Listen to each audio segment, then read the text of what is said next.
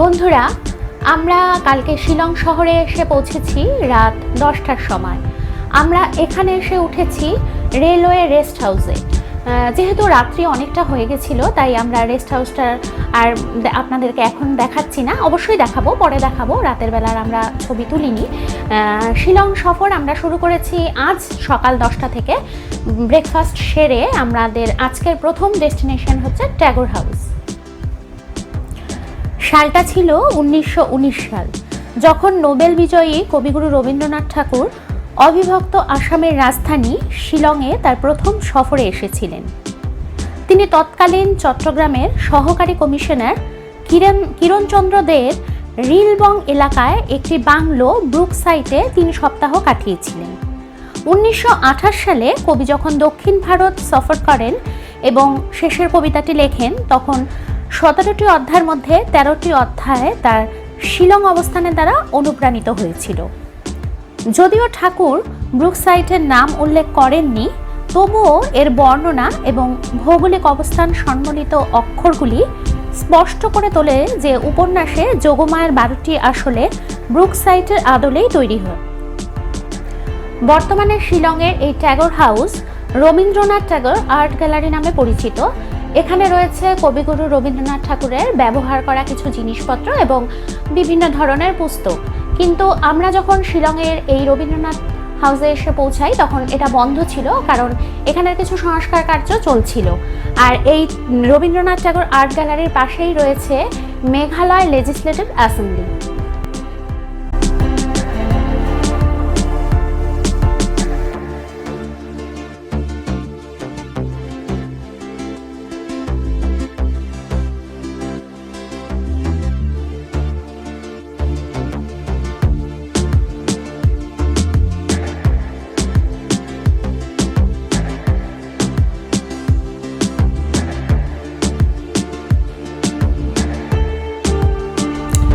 শিলংয়ে আমাদের পরবর্তী ডেস্টিনেশন লেডি হায়দারি পার্ক, যা নাকি শিলংয়ের লাবান এলাকায় অবস্থিত। এই পার্কটির নামকরণ করা হয়েছে রাজ্যের প্রথম মহিলা এবং আসামের রাজ্যপালের স্ত্রী লেডি হায়দারির নামে। লেডি হায়দারি পার্কে অর্কিড এবং রডোডেন্ড্রনের মনোমুগ্ধকর সংগ্রহ সহ সুন্দরভাবে সাজানো লনগুলি কিন্তু ভীষণই উপভোগ্য। লেডি হায়দারি পার্কে একটি শিশু পার্ক রয়েছে, যেখানে বাচ্চারা খেলাধুলা করতে পারে। একটি ফরেস্ট ডিপার্টমেন্টের জাদুঘর আছে, অবশ্য আমরা যখন যাই তখন জাদুঘরটি বন্ধ হয়ে যায়। আর রয়েছে একাধিক পুল, যেখানে হাঁস এবং বিভিন্ন রকমের মাছ দেখা যায়। পার্কের নিচে যে পুলটি রয়েছে সেটি হচ্ছে এই পার্কটির অন্যতম একটি প্রধান আকর্ষণ। এখানে ভাসমান মনোরম রাজহাঁস দেখতে পাওয়া যায়। আর এই পার্কটি কিন্তু ছবি তোলার জন্য ভীষণই ভালো জায়গা, এটা আমার মনে হয়েছে। আর এই পার্কটির প্রবেশ মূল্য হচ্ছে জনপ্রতি 20 টাকা।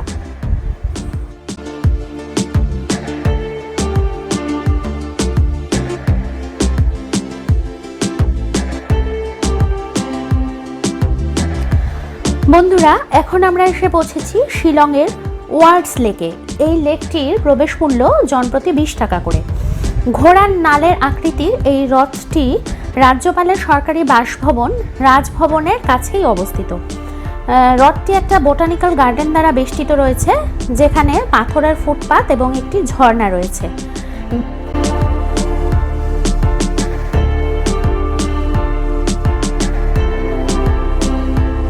এখন আমরা চলেছি মেরি হেল্প অফ খ্রিস্টিয়ানস ক্যাথিড্রালে, যা শিলং বাস টার্মিনাস থেকে 3.5 কিলোমিটার দূরে এবং শিলং শহরের লেইট মুখরা এলাকায় অবস্থিত। এই গির্জাটি প্রথম 1913 সালে জার্মান সালভেটেরিয়ান মিশনারিদের দ্বারা নির্মিত হয়েছিল, কিন্তু 1936 সালে গুড ফ্রাইডেতে একটি অগ্নিকাণ্ডে এটি ধ্বংস হয়ে যায়। বর্তমান পাথরের এই গির্জাটি একই স্থানেই 1936 সালে নির্মাণ কার্য শুরু করা হয় এবং 1946 সালে গিয়ে এই নির্মাণ কার্যটি সম্পন্ন হয়। গির্জাটি প্রতিদিন সকাল 7টা থেকে সন্ধ্যে 6:30 পর্যন্ত খোলা থাকে। আর গির্জাটির এই যে স্থাপত্যিক সৌন্দর্য, শান্ত একটা মনোরম পরিবেশ, তা কিন্তু ভীষণভাবে পর্যটকদের আকর্ষণ করে। গির্জাটির ভেতরে রয়েছে terracotta station of the cross এবং বিভিন্ন ধর্মীয় শিল্পকর্ম। পরিষ্কার দিনে এই গির্জাটি থেকে আপনারা ব্রহ্মপুত্র নদী এবং তুষারাবৃত পাহাড়ের দৃশ্যও কিন্তু উপভোগ করতে পারবেন।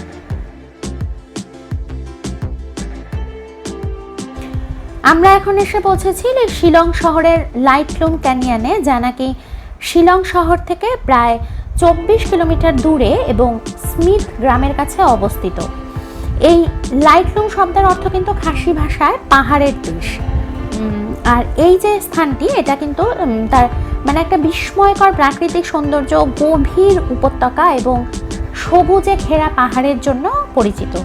কিন্তু আমরা যখন যাই সেই দৃশ্যটি, মানে সেই যে সবুজ ঘেরা পাহাড়ের সেই যে দৃশ্যটি, সেটা আমরা পাইনি। তবে যেটা পেয়েছি সেটাও কিন্তু কম রোমাঞ্চকর ছিল না, কারণ আমরা যখন যাই তখন মনে হলো মানে এই স্থানটাতে গিয়ে যখন আমরা উপস্থিত হই তখন আমাদের চারিপাশে ছিল মেঘের চাদরে ঢাকা।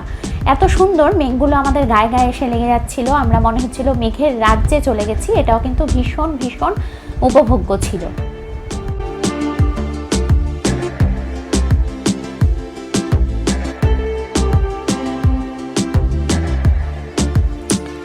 এখন আমরা চলেছি শিলং পিকে, যা শিলং শহরের কেন্দ্র থেকে প্রায় 10 কিলোমিটার দূরে এবং লেইটকর অঞ্চলে অবস্থিত। এই শিলং পিক খোলা থাকে প্রত্যেক দিন সকাল 9টা থেকে বিকেল 3:30 পর্যন্ত। অবশ্য বুধবারে তা কিন্তু বন্ধ থাকে। আর এই শিলং পিকের প্রবেশ মূল্য জনপ্রতি 30 টাকা করে। মেঘালয়ের শিলং শহরের সর্বোচ্চ বিন্দু এই শিলং পিক, যা সমুদ্রপৃষ্ঠ থেকে প্রায় 1965 মিটার উচ্চতায় অবস্থিত। এটা থেকে কিন্তু শিলং শহরের যে পার্শ্ববর্তী পাহাড়গুলি, ঝর্ণা এবং বাংলাদেশের সমভূমির একটা মনোমুগ্ধকর দৃশ্য কিন্তু উপভোগ করা যায়।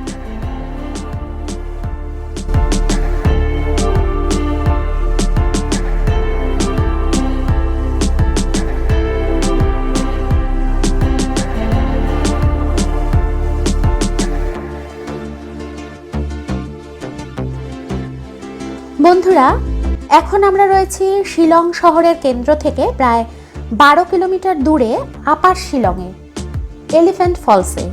এই ফলসটি কিন্তু প্রত্যেক দিন সকাল 10টা থেকে সন্ধে 6টা পর্যন্ত খোলা থাকে। আর এই ফলসটির প্রবেশ মূল্য জনপ্রতি 20 টাকা করে। এই ফলসটি একটি 3 স্তর বিশিষ্ট জলপ্রপাত। মানে প্রথম স্তরটি কিন্তু অনেকটাই বড় এবং বিভিন্ন ধরনের গাছপালা দিয়ে ঘেরা। দ্বিতীয় স্তরটি একটু ছোট এবং তৃতীয় যে ফলসটি রয়েছে সেটি কিন্তু সব থেকে উঁচু এবং ভীষণই মনোরম। আর জলপ্রপাতের চারিপাশে যে সবুজ গাছপালা এবং পাথুরে পথ রয়েছে, যা পর্যটকদের কিন্তু একটা দারুণ অভিজ্ঞতা প্রদান করে। আর এই ফলসটিতে যখন আপনারা প্রবেশ করবেন তখন কিছু স্থানীয় হস্তশিল্পের দোকান ও কিছু স্ন্যাক্সের দোকান রয়েছে আশেপাশে ছড়িয়ে ছিটিয়ে, চাইলে আপনারা কিছু তখন খেয়েও নিতে পারেন।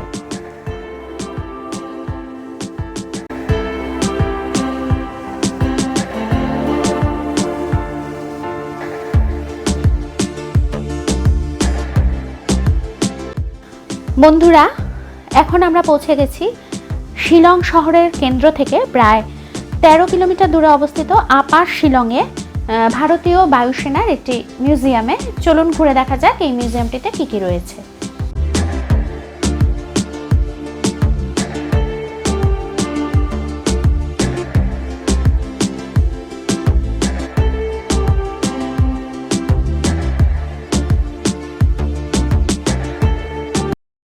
বন্ধুরা, এখন আমরা আছি শিলংয়ের পুলিশ বাজারের একটি বাঙালি হোটেলে। এখানে আমরা আমাদের ডিনার কমপ্লিট করে ফিরে যাব আমাদের রেস্ট রুমে। আর শিলং সফর আমাদের আজকের মতন এখানেই শেষ। আমি আমার পরবর্তী মেঘালয় সফরের অন্যান্য ভিডিওগুলো নিয়ে আপনাদের সামনে উপস্থিত হব। সেই পর্যন্ত আপনারা সবাই সুস্থ থাকবেন আর ভালো থাকবেন।